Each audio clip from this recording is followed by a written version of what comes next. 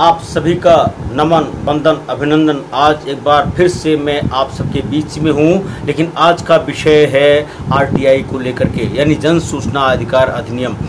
वास्तव में होता क्या है कि जब हमारे कोई भी बंधु एप्लीकेशन देते हैं जन सूचना के बारे में, तो जन सूचना अधिकारी सामान्य तौर पर या तो सूचना उपलब्ध कराते हैं या उसको ये कोशिश करते हैं कि किस तरह से रिजेक्ट किया जाए। इन्हीं बिंदुओं को अपने में समेटे हुए जो मद्रास हाई कोर्ट का एक निर्णय आया है, तमिलनाडु पब्लिक सर्विस कमीशन एक संवैधानिक संस्था है जिसका मुख्य उद्देश्य है परीक्षा कराना, सिलेक्शन करना इत्यादि। तमिलनाडु पब्लिक सर्विस कमीशन के सामने एक जन सूचना आवेदन गया और जन सूचना आवेदन में कई सारे बिंदु उठाए गए और उन बिंदुओं में जो सबसे पहला बिंदु था, जैसा आप देख रहे हैं कि 2006, 7, 8 तीनों साल की कुल कितनी वैकेंसी थी, इसको पूछा था आवेदक ने।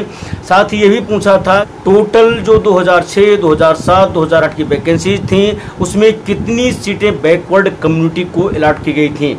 और साथ ही फिर उन्होंने पूछा कि कितनी ऐसी सीट थी जो अति पिछड़ा वर्ग से, यानी 2006, 2007, 2008 में अति पिछड़ा वर्ग के कितने लोगों के पक्ष में सीट का एलोकेशन हुआ था। और जो ड्रीम उन्होंने पूछा था सीटों में, इन पदों में जो बैकवर्ड कम्युनिटी थी उसमें कितने लोग उसकी उपजाति मुथाराजा और मुथलियार से सिलेक्ट हुए। और फिर जो उन्होंने ई बिंदु पूछा था कि जो अति पिछड़ा वर्ग है उस लिस्ट में जो वहाँ की उपजाति अंबाला करार है उसमें से कितने लोग सिलेक्ट हुए हैं। फिर जो एफ बिंदु पूछा उन्होंने, तो अति पिछड़ा वर्ग को जो सीट एलोकेट हुई है उसमें से जो वनिया कुला सत्रियार है, उनकी उपकास्ट जो वनियार है, वनिया है, गोंडेर है, कांडर है, पड्याची, पाली और अग्निकुलर, इनमें से किसको किसको कितने पद मिले। इसमें जो पब्लिक सर्विस कमीशन था, पब्लिक सर्विस कमीशन ने ए से डी तक की सूचनाएं तो दे दिया, लेकिन और जो सूचनाएं थी उसके बारे में ये कहा कि जन सूचना अधिकार अधिनियम की सेक्शन 81D से आच्छादित है और ऐसी सूचनाएं चूंकि जाति से संबंधित पूछी गई हैं, अगर इनको डिस्क्लोज किया जाता है तो समाज में वैमनस्यता फैल सकती है और लॉ एंड ऑर्डर की सिचुएशन क्रिएट हो सकती है। इस आधार पर उन्होंने सूचना देने से मना कर दिया। मामला सेकेंड अपील तक गया और सेकेंड अपील में जो स्टेट पब्लिक सर्विस कमीशन था उन्होंने जो जन सूचना अधिकारी थे उनके विरुद्ध इंक्वायरी भी रिकमेंड कर दिया। और जो इंक्वायरी रिकमेंड किया उसी विषय को लेकर के 2009 का मैटर था, माननीय उच्च न्यायालय में विचार के लिए आया। माननीय उच्च न्यायालय ने यहाँ तक कहा कि जब हम लिस्ट प्रकाशित करते हैं तो उसमें जातियों का रहता है, सब कुछ तो रहता है, सारा पिटीशन के साथ भी आपने दिया हुआ है। अगर इसको आप डिस्क्लोज करते हैं तो वहाँ देने में क्या दिक्कत थी। और अगर ऐसा है तो बहुत अच्छी बात है कि आप जातियों के आधार पर नहीं करते, तो ये जो हमारा स्टेट है तो नंबर 1 का स्टेट होगा, मॉडल स्टेट होगा। इन बातों को लेते हुए अच्छा कमेंट किया उन्होंने। और साथ ये भी कहा कि लगता है कि जन सूचना अधिकारी ने इसको मैकेनिकली ट्रीट किया है।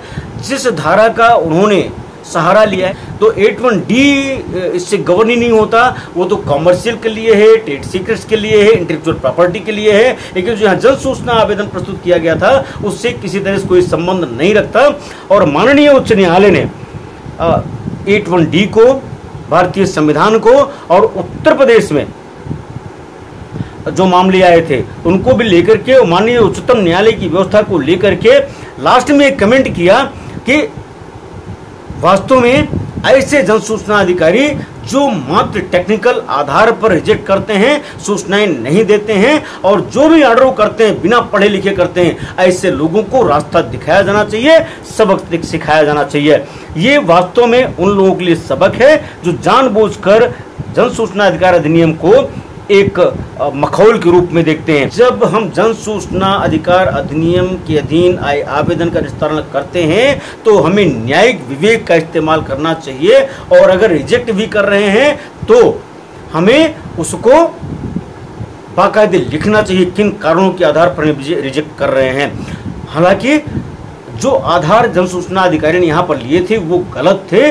उनको ये आधार लेना चाहिए था कि सूचनाएं पूर्वानुसार प्रकाशित हैं, और जो सूचनाएं प्रकाशित हो चुकी हैं उनके लिए जन सूचना अधिकार अधिनियम के अधीन आवेदन का उपयोग करना एक तरह से प्रक्रिया का दुरुपयोग होता है। सूचनाएं सृजित करके नहीं दी जा सकती। इन सब बातों को अगर जन सूचना अधिकार अधिनियम के अधीन जन सूचना अधिकारी ने लिया होता तो शायद मामला कुछ और होता।